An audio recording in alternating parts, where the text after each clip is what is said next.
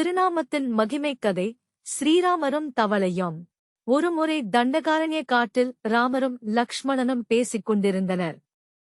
அப்போது ராமர் தனது வில்லைத் தரையில் ஊன்றி நின்றார்.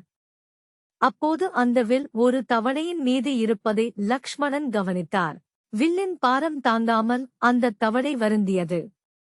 ராமர் உடனே வில்லை எடுத்துவிட்டு அந்த தவளையைக் கையில் ஏந்தினார். ஏன் நீ அமைதியாக இருந்தாய் என்று கேட்டார். வலி ஏற்படும் போது ஏன் உதவிக்கு அழைக்கவில்லை என்று ராமர் கேட்டார். அதற்கு அந்த தவளை, யாராவது என்னைத் துன்புறுத்தினால் நான் ராம ராமா என்று உங்களை அழைப்பேன். ஆனால் இங்கு காயப்படுத்துவதே நீங்கள்தான் என்றால் நான் யாரை அழைப்பேன் என்றது.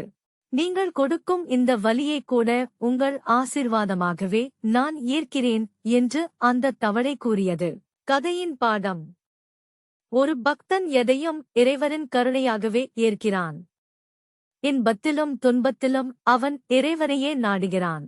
தனக்கு வரும் கஷ்டங்களை இறைவனை இன்னும் தீவிரமாக துதிப்பதற்கான ஒரு வாய்ப்பாகவே அவன் கருதுகிறான்.